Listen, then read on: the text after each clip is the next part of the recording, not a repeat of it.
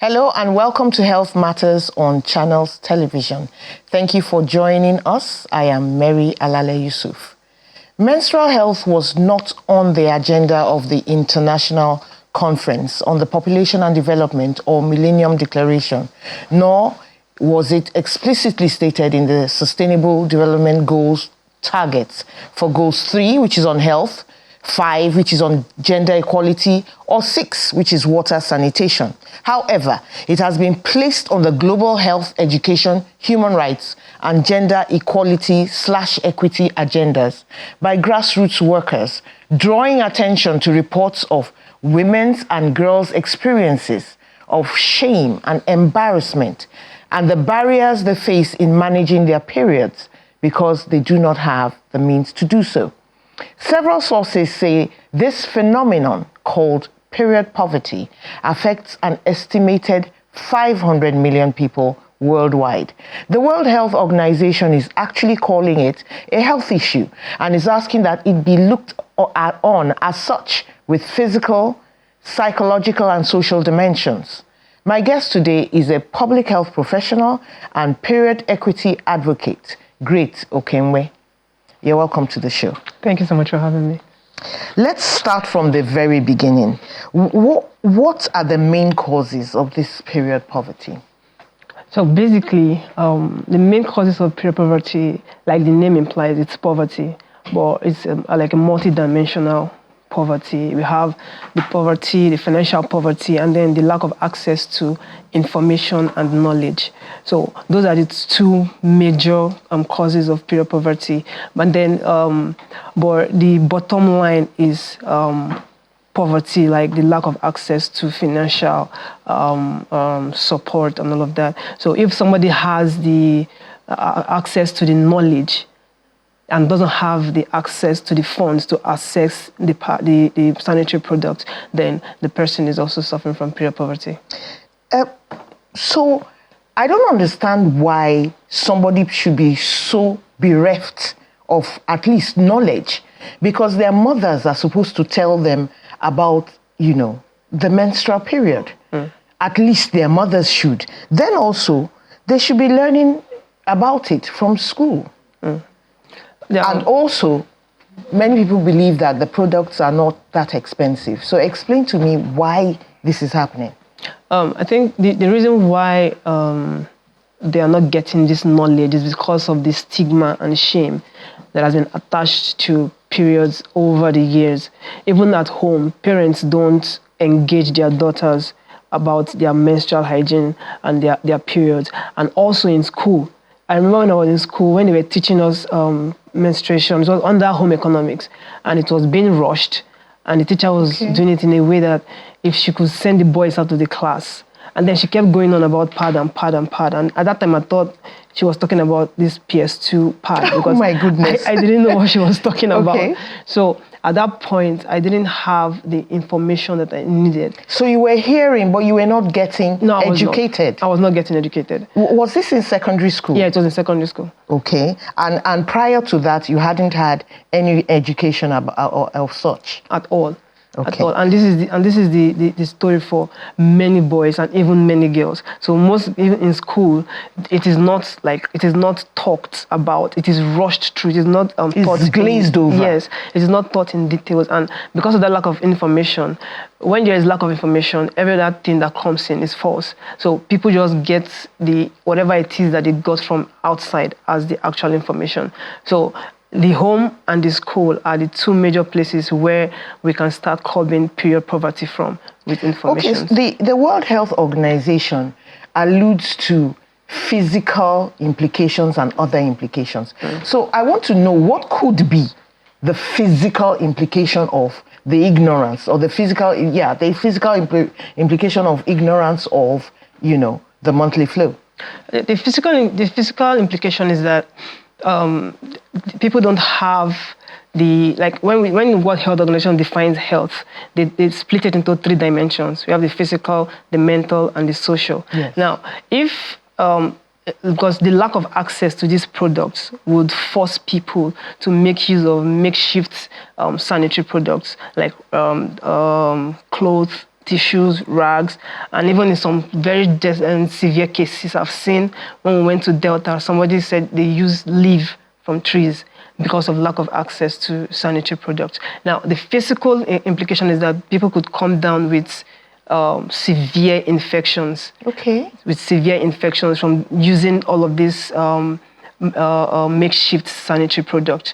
Because during the woman's period, she is more susceptible to infection during that period. And then when they make use of all of these things, it increases their risk of urinary tract infection, reproductive tract infection, and little wonder why we have one of the highest maternal mortality rates in the world. Because as of 2021, 37 million women in Nigeria do not have access to sanitary products. We got the figure. Yeah, I am so impressed. Yeah. How did you come by that figure? I saw it on WHO from the Ministry of Women Affairs.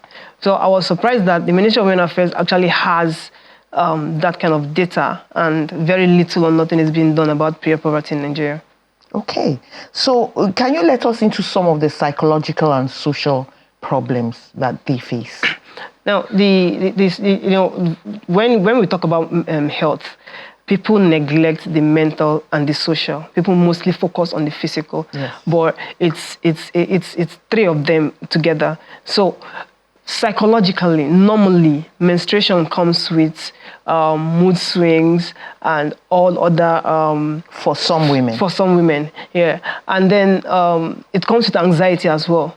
Now, the lack of access to these products can lead to severe anxiety because she doesn't know when her period is going to come, and she's certain that she doesn't have the wherewithal to handle it. And then she's anxious, she's checking. And then when this happens, probably in public, and people laugh and make mockery of them, it gets like, it can lead to depression, because we've encountered a lot of girls who, because of this, their school performances drop, they miss exams, and then they get into depression.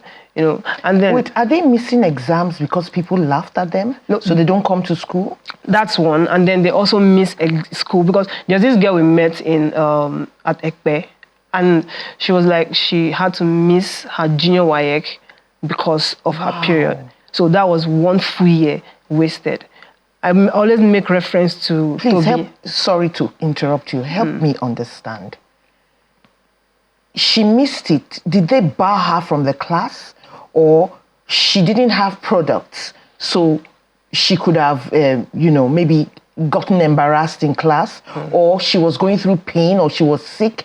Help me understand why. It's the lack of the access to the products. Now, the problem is, if she goes to school during her period without the products and she gets stained, she's laughed at.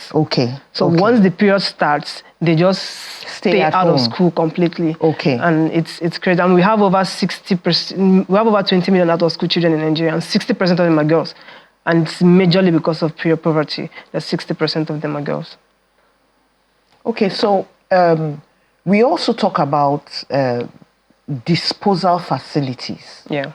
Is there something lacking in our current disposal facilities that is, doesn't help the situation, so to speak? When we talk about disposal, that's why most times when we talk about peer poverty, people think it's a female agenda, like it's a gender issue. It's not. It's a human issue, because the lack of access to adequate disposal systems means that people can make and dispose these pads anyhow, and majority of these things end up in our rivers. Very unsanitary. Very unsanitary. And that's our source of drinking water. So I don't think the infection is going to say, okay, I think only women are menstruating. Let me infect only women. I see where you're coming from. So it's all our problem.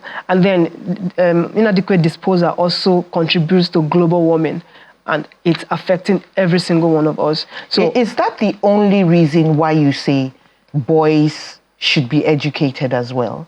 No, it's not. It's not.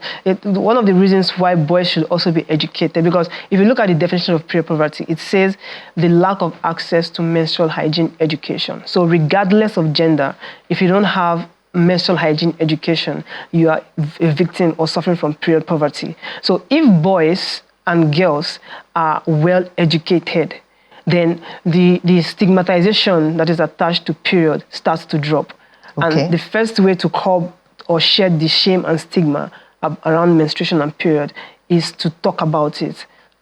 So that's why it is important for us to educate both boys and girls, so that, and then a boy can also help his sister, because there are boys who have sisters who are disabled, and these disabled young ladies cannot most likely help themselves out with their sanitary product. I actually hadn't ever thought about that. Yeah. But that's a very good point. But I'd like to understand why everybody knows, or at least everybody should know, that a young woman having regular periods is a good sign that she can have children in the future. So why the shame? Yeah, I keep telling people that every single one of us that are living as a result of a missed period. So exactly. So that is how important it is. But because of society has painted it in a way that it is dirty, you're unclean during your period, and people don't want to talk about it. It is the silence. So women now see it as, okay, this is something that should not be talked about in public. So when it happens in public, it becomes a shameful thing. And I hope there's no segregation going on anymore. There is. We heard about ancient stories of putting a woman away, for some number of days. Sadly, it still happens. Wow. Even here in Nigeria. We did, my final year research was on period poverty. And while we were working on that project, I was also searching online. So I stumbled upon a research that was done in ABIA State. And I was shocked because from that research, women are still put in menstrual huts in the 21st century. This was just... And they stay there all alone? All alone throughout the period, from when it starts to when it finishes. So they are isolated. And you talked about the mental issue, the mental implication. So putting people like that alone deals with their mental health, because they feel like they are dirty, they are unclean, and because of that, they need to stay away from social activities or social gatherings. So, but from that hut, can she at least go to school? No, she can't. No, she can't. She can't go to school. She can't go to work. That's where she stays throughout the period that she's in her menstruation. Are the teachers in on this stigma?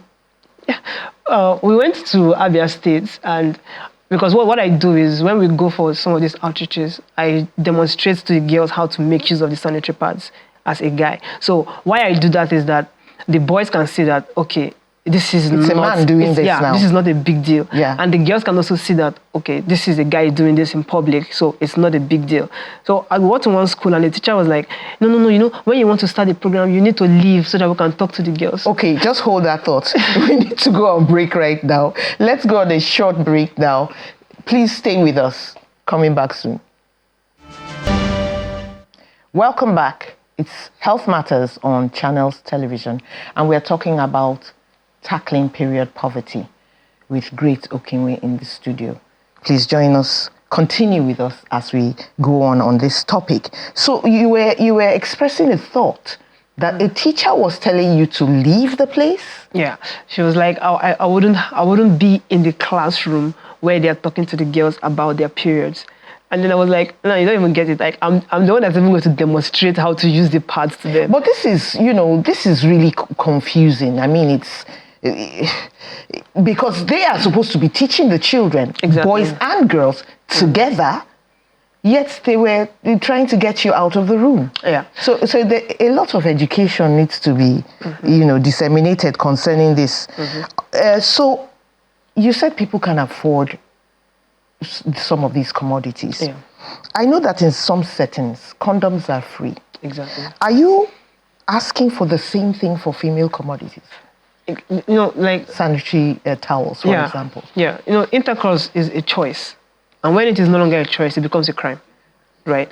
But menstruation is not a choice. Okay. It's not like a woman can wake up one day and say, you know what, this month I'm not seeing my period. This month we'll probably see next month. Okay. So it's basic. It's not a luxury. It's a basic need.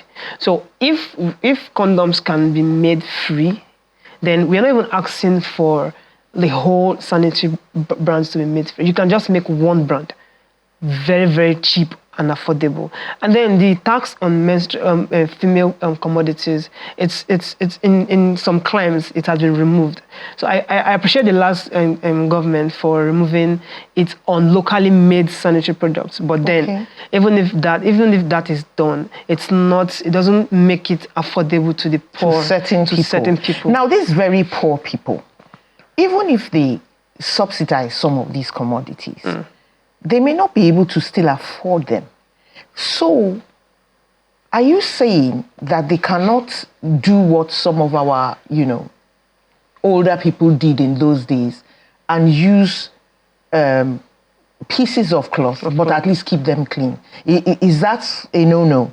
No, it's not a no-no. The problem with that is that those pieces of cloth, some of them are not specific, like they are not conducive for... They are not the right material. They are not the right material because they are reusable sanitary pads. Oh, they are? Yeah, they are. Okay. And they are made from cloth-specific materials. So that is the problem with anybody just using... But even that has to be bought. Yeah, it has to be bought. It has to be bought. What we used to buy, when in 2021 we were buying, it was around 700, but now it's over 1,300. So it's even more difficult for us now to even distribute these sanitary pads. So the problem is that they have to keep it very, very clean, because if it is not kept clean, then it becomes a disaster and infection can set in. When you talk of keeping things clean, then we have to talk about availability of water. Exactly. Are you talking about availability of water just in schools, or is the problem wider than this? It's wider. It's wider than just schools. Like we are working on a policy proposal to say, okay, this is the problem, and these are some of the solutions that we want to be put in place.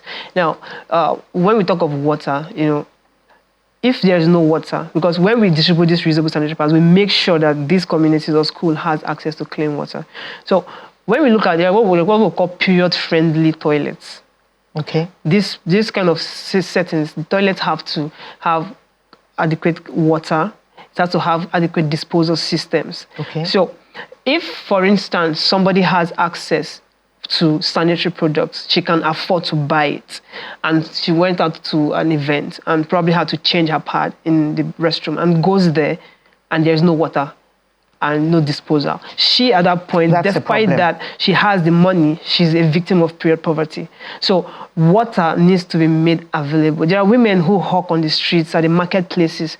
If you see where these people manage their period, it is a disaster, and infection can. So water and adequate toilets needs to be, made mandatory, and event centers have to be they have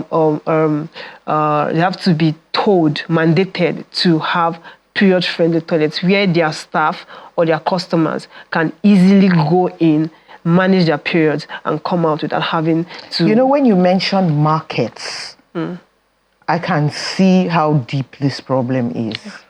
Because nobody goes to the market, to shop. I'm not even talking about those selling there. To shop and thinks of going to any bathroom there. Make sure you've done your business before you go and come back quickly.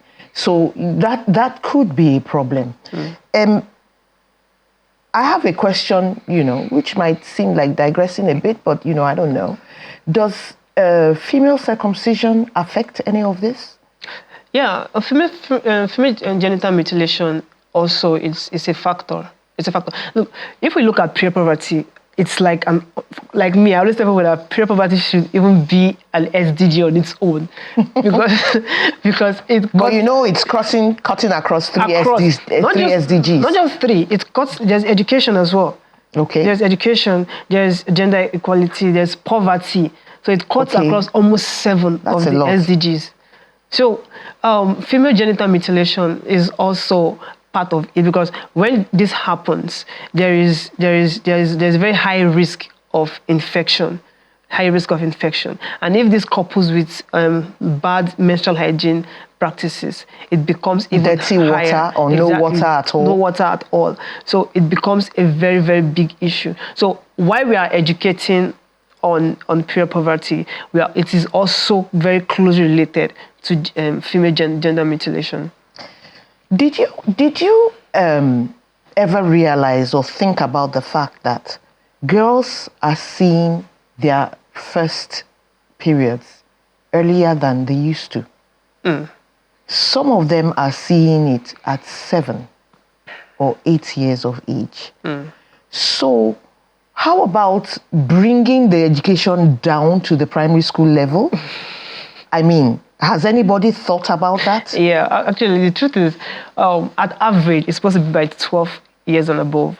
So what we are proposing is, let's add menstrual hygiene education to our curriculums in school.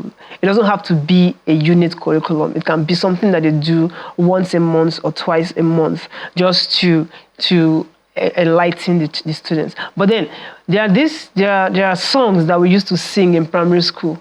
The day is bright, this is the way I brush my teeth, songs like that. Okay. If we can have a song that is related to periods that these young students in primary school can sing and get used to, and then when they come to the secondary school and they are meeting the menstrual hygiene education, then it becomes an easy transition. So the normalization starts very, very well at this level. So because most times some girls that see their period for the very first time, it's terrifying, because nobody has told them this is what is going to happen to your body, and it just comes, and then girls sees blood. It can have a mental implication as well on its own, and people become homophobic. So it's important that teachers, parents start to educate their children with age specific, like it is age friendly. You have to age specific information, so that the child. So listen, when the child, and you can actually say the same thing using different language according to the age of the child. Yeah. So that way, even if the girl sees her period in public or anywhere, she comes to the parent and say, "Oh, mom, that thing you were telling me about, or dad, what you're telling me about has happened." So now she knows that this is a part of me, because it is very important. Periods is the future. If women stop seeing their periods today, in a couple of years, schools will start closing down, because nobody is giving birth. That's right. It's the future, and we should treat it as important as it is. All right. Thank you so much for coming on the show. That was a very good one. Strange, but very nice. Thank you for being there with us on this last edition of the program for the year. Congratulations, we made it. We've been speaking to Great Okenwe, who is a public health professional and period equity advocate. You have a wonderful holiday. I'm Mary Alale Yusuf.